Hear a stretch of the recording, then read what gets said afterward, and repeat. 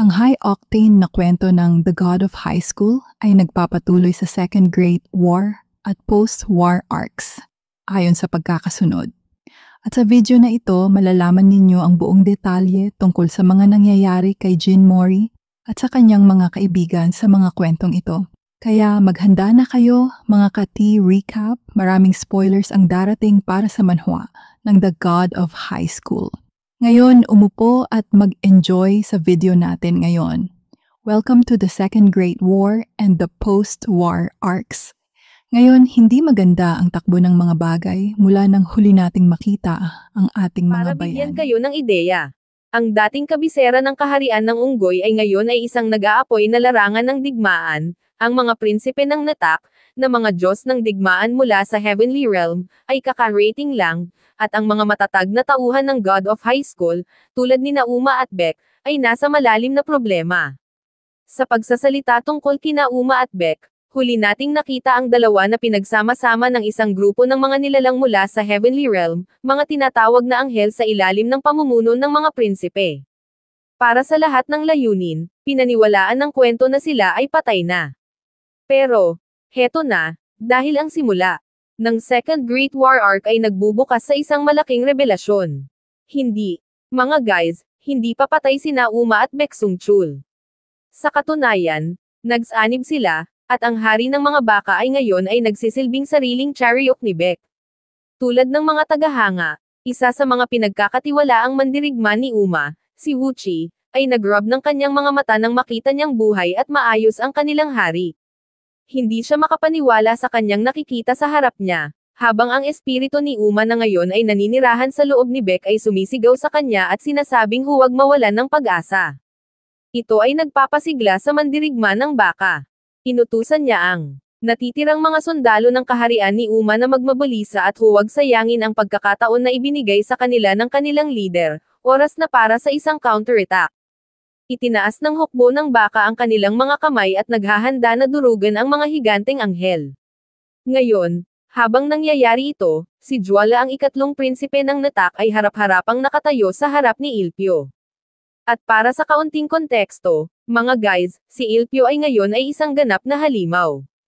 Nagsanib siya sa legendary nine-tailed fox guardian, at handa na siyang tapusin si Juala sa isang nakamamatay na suntok. Si Ilpyo ay sumugod patungo sa nagbabalik na prinsipe. Ngunit biglang hinawakan at itinulak siya ni Beck bago siya makapagbigay ng kuhit. Tamang-tama, dahil hindi napansin ni Ilpyo na si Arden ang unang prinsipe ng Natak at leader ng kanilang mga kaaway ay sumugod sa laban upang magbigay ng isang nakasisira na sledgehammer fist na nakatuon kay Ilpyo. Nakayanan ni Beck na maialis si Ilpyo mula sa panganib, at ang mga kamao ni Arden ay tumama sa hangin lamang. Gayunpaman, ang unang prinsipe ng Natak ay napakalakas na ang puwersa mula sa kanyang mga kamao ay nagdurog sa lupa ng ilang talampakan sa ibaba nila. Ang epekto ay napakalakas na halos mukhang parang A-bomb ang bumagsak sa larangan ng digmaan. At nang hamupa ang alikabok, sinabi ni Arden kay Ilpyo na siya ay magbabayad para sa pagtatangkang patayin ang kanyang kapatid. Samantala, ang ikalawang prinsipe ng Natak, si Lot, ay gumagamit ng kanyang mga kapangyarihan upang ganap na pagalingin ang mga sugat ni Juala. Sa pag-aalis ng kanyang mga sugat, si Juala ay naghahanda na upang makaganti kay Ilpyo. Ngunit ang bagong Nine-Tails Guardian ay hindi lang basta-basta susuko. Kaya, naghanda si Ilpyo at nagsagawa ng isang ritual sa gitna ng hangin, gamit ang kanyang mga paa upang lumikha ng isang nag-aapoy na sigil na mukhang bituin ni David. Ipinakita na ito ay tinatawag na key-skill, seal removal. Samantala, sa lupa, nagising si Ymira at natagpuan si Lee Hyangdan na nagbabantay sa kanya. Tinanong ni Mira kung paano nakatulong si Hyangdan na makabawi, at sinabi niya kay Mira na ginamit niya ang mga luha ni Hati upang makatulong na pagalingin ang mga sugat ni Mira. Hindi lang iyon, kundi naglaan pa si Hyangdan ng karagdagang pagsisikap at inilapat ang mga nakapagpapagaling na luha ni Hati kay Dewi. Nakita ito, hindi mapigilan ni Mira na magtaka kung paano pa nandyan ang banal na hayop upang tulungan sila, na iniisip na si Hati ay nasil kanina. Ngunit, agad na naputol ang kanyang mga iniisip.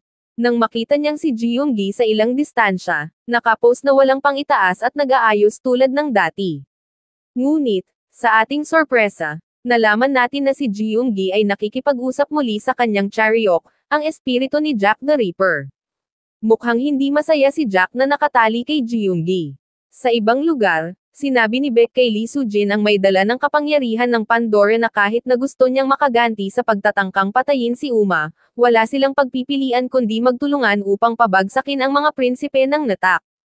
Naputol ang kanilang pag-uusap ng biglang. Ipinagtanggol ni Baek ang isang icicle na itinapon sa kanya, at nalaman natin na siya at si Soo-jin ay harap-harapang nakatayo sa harap ni Lot.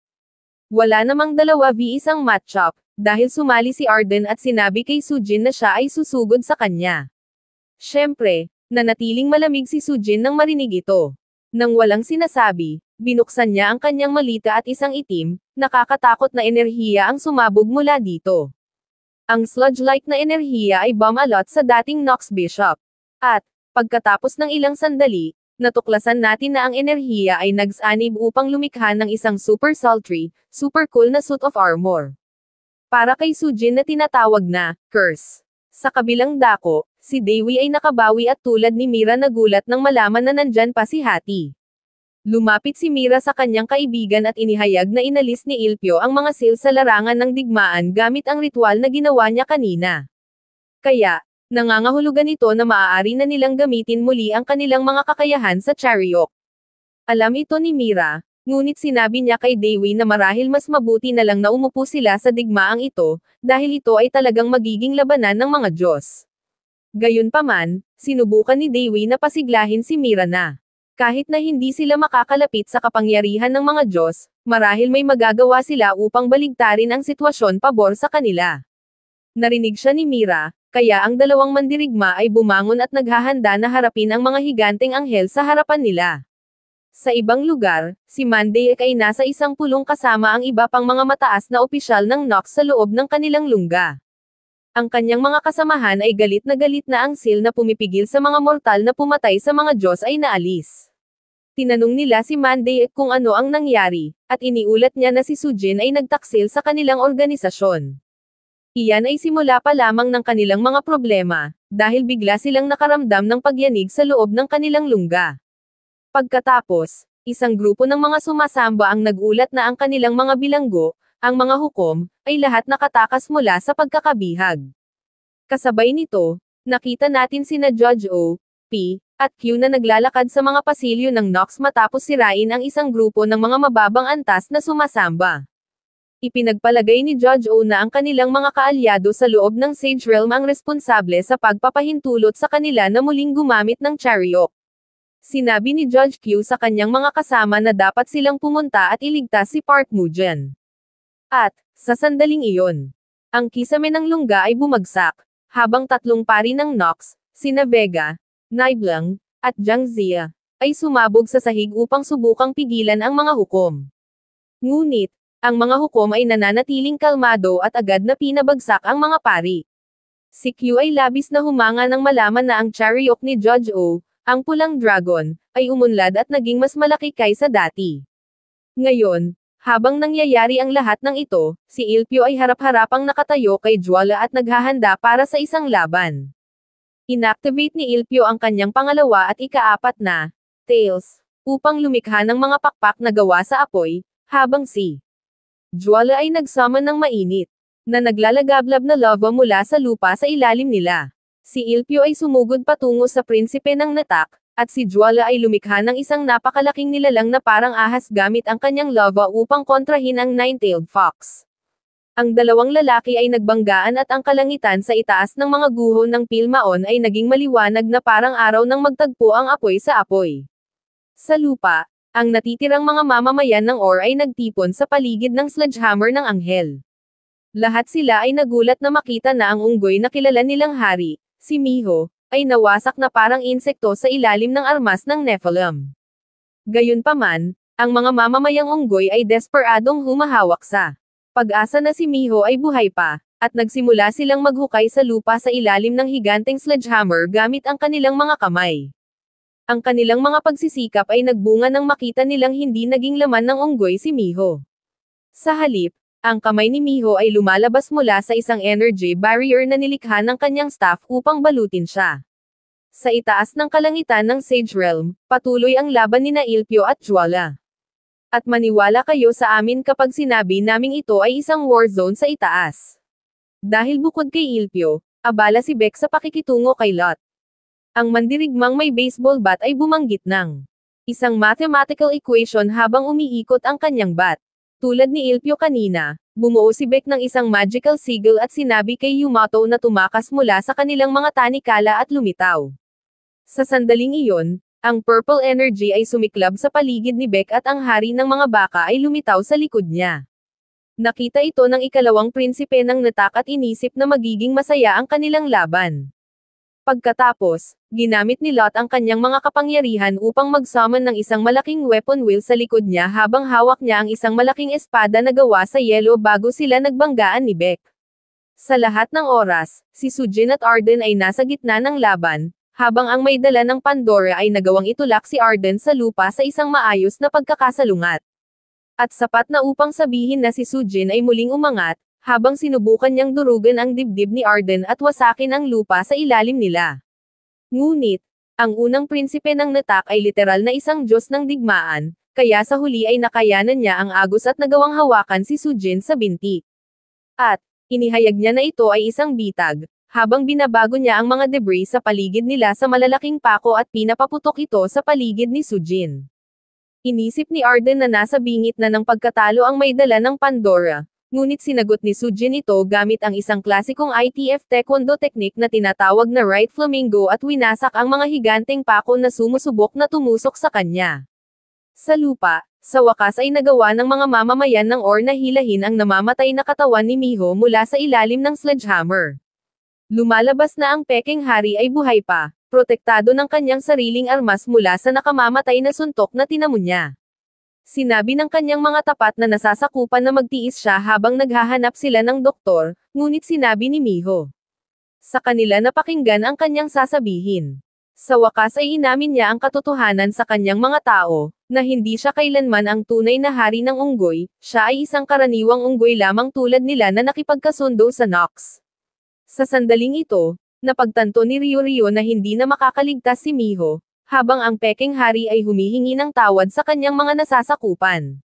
Samantala, si Ilpyo ay patuloy na nakikipaglaban kay Juala. Gayon din si Beck, na kasalukuyang nakikipagpalitan ng mga suntok kay Lot. Hindi rin maganda ang kalagayan ni Sujin, dahil siya ay nasa deadlock kay Arden. Ngunit, sa lupa, si Miho ay may huling kahilingan. Hiningi niya sa kanyang mga mamamayan na maghawak ng kamay kasama siya. Sa itaas ng kalangitan, napansin ni Arden na sinusubukan ng Peking Hari ng unggoy na magtaksil, habang isang maliit na bola ng enerhiya ang nabuo sa paligid ng kamay ni Miho. Nahuli ito ni Arden at inutusan ang kanyang Nephilim na guluhin si Sujin habang siya ay nakikitungo sa mga unggoy. At upang matiyak na hindi makikialam ang may dala ng Pandora, nahuli niya ang kanyang binti sa loob ng isang malaking bato upang hindi siya makagalaw. Habang nangyayari ito, ginamit ni Arden ang kanyang mga kapangyarihan upang pasiglahin ang lupa. Nagdulot siya ng isang malaking pagyanig, habang nagsummon siya ng mga napakalaking piraso ng bato na umangat mula sa lupa. Si Ilpyo, Uma, at Beck ay nakakita nito. Sa katunayan, alam ng hari ng mga baka kung ano ang nangyayari, habang bumubuo si Arden ng isang napakalaking kamay na gawa sa bato sa itaas ng kalangitan ng Or. Kasabay nito, ginamit ni Lot at Juala ang kanilang mga kapangyarihan upang palakasin ang teknik ng kanilang nakatatandang kapatid, at nalaman natin na ang pinagsamang pagsisikap na ito ay nagbunga sa tatlong prinsipe ng natak na bumuo ng Hanmo Hammer, isang legendary weapon na kayang sirain ang mismong kaharian. Napansin pa ni Uma na ito ang parehong armas na tinalo sila sa digmaan noong mga nakaraang panahon. Sa ganap na nabuo na ang Hyunmo Hammer, naghahanda si Arden na hampasin ang lahat sa Sage Realm. Sinubukan ni Ilpyo at Beck na pigilan si Arden, ngunit hamarang sina Lot at Juala sa kanilang daan. Sa sandaling iyon, naghahanda si Arden na ibagsak ang martilyo, habang sinasabi na ito ang paghuhukom ng langit. Ibinagsak niya ang martilyo at ang tanging magagawa ng lahat ay maghanda para sa kanilang hindi maiiwasang kapahamakan. Gayunpaman, ang enerhiya na pinagsama ni Miho kasama ang kanyang mga mamamayan ay sapat na para sa kanya upang gamitin ang kanyang gourd at muling ipatawag si Jinmori. At ito ay sa tamang oras, dahil ang martilyo ni Arden ay tumama sa lupa. Isang segundo mamaya, lahat mula kay Wuchi hanggang kay Ilpyo ay nagtataka kung paano sila buhay pa pagkatapos ng atake. Tungkol kay Arden. Well, siya ay kasing gulat ng lahat na ang Hyunmo Hammer ay hindi nagwasak sa lahat ng Sage Realm. Nang tingnan niya sa ibaba, nakita niyang may isang dagat ng mga ulap na nakapaligid sa lugar kung saan ang Hyunmo Hammer ay tumama. Ang mga ulap ay napapalibutan ng mga katutubong dragon ng Sage Realm. Nakita ito ni Juala at sinubukan niyang sumugod patungo sa mga ulap, ngunit pinigilan siya ni Lot. Napansin nila na ang napakalaking staff ng hari ng unggoy na lumalabas sa lupa kanina ay nawala na. Samantala, sa lupa, ang mga ulap na nabuo sa paligid ng Hyunmo Hammer ay nagsimulang kumiskis at maglabas ng mga kidlat. Ngunit hindi ito ordinaryong static electricity, dahil ang mga kidlat ay tumama sa mga mamamayan ng Or at napagtanto nilang binibigyan sila nito ng kanilang lakas pabalik. At sa madilim na lugar na iyon, nakita natin si Jin Mori na niyayakap ang namamatay na katawan ni Miho sa kanyang mga hita. Humingi ng tawad si Mori kay Miho at sa wakas ay pinatawad siya ng dating Peking Hari. Sa kanyang mga huling salita, sinabi ni Miho kay Mori na palagi niyang iniisip na ang Ruyi Jingo, o ang Yui Boang legendary staff ng hari ng unggoy ay isang simpleng armas lamang. Ngunit, ngayon, alam na niya na ito ay higit pa, habang pinapalaya niya ang kapangyarihan nito at inilipat ito sa karapat-dapat na may-ari, si Jin Mori. Hiningi ni Miho kay Mori na protektahan ang natitirang bahagi ng kanyang mga tao, habang ang enerhiya ng Yuibo ay bumabalot kay Mori. Nararamdaman ng tunay na hari ng unggoy na may nagaganap na pagbabago sa kanya. Napansin ni Lot at Juala ang nangyayari sa lupa at sinubukan nilang pigilan ito, habang pinapabagsak nila ang lahat sa ibaba gamit ang kani-kanilang mga kapangyarihan. Ngunit, nagawa ni Ilpyo at Beck na kontrahin ang salvo na ito gamit ang Scorching Flame at Pacho, ang kani-kanilang mga kakayahan ng Chariot. Habang nangyayari ang lahat ng ito, si Arden ay maaari lamang tumingin sa eksenang nagaganap sa mga guho ng Or Kingdom. Dahil doon, si Jin Mori ay sa wakas ay nakabawi ng kanyang buong korona ng hari ng unggoy. Hindi lang iyon, kundi binigyan din niya ang kanyang mga mamamayan ng bagong lakas upang makipaglaban sa digmaan. Pagkalipas ng ilang segundo, kahit ang Hyunmo Hammer ay nagsimulang gumuho, habang ang buong hukbo ng paglaban ay nagmabalisa, mula kay Ilpyo hanggang sa mga dragon ng Sage Realm. Kapag hamupa ang alikabok, natuklasan natin na si Miho ay sa wakas ay namatay sa mga bisig ni Mori. At tungkol kay Mori, nasa kanyang buong regalia ng hari ng unggoy siya, sinusuportahan ng isang hukbo ng supercharged na mga unggoy. Lumalabas na ginamit ni Mori ang Yuibo upang talunin ang Hyunmo Hammer. Sa puntong ito, ang lahat ng nakatayo laban sa mga Diyos ay bumangon upang sumali sa laban. Inutusan ni Arden ang kanyang sariling hukbo na magmabalisa, habang ang kanyang mga royal brothers at hukbo ng mga Nephilim ay nagtipon sa likuran niya. At sa ganitong paraan, ang ikalawang dakilang digmaan ay formal na nagsimula. Sa isang epilogo sa kwento ni Miho, nalaman natin na ang kanyang kaluluwa ay muling nagkita sa kanyang kapatid na babae, habang ang kanilang mga spectral na anyo ay nagkaroon ng masayang pag-uusap sa isa't isa. Kaya, mukhang nagtagumpay ang lahat para sa dating stable master ng Or.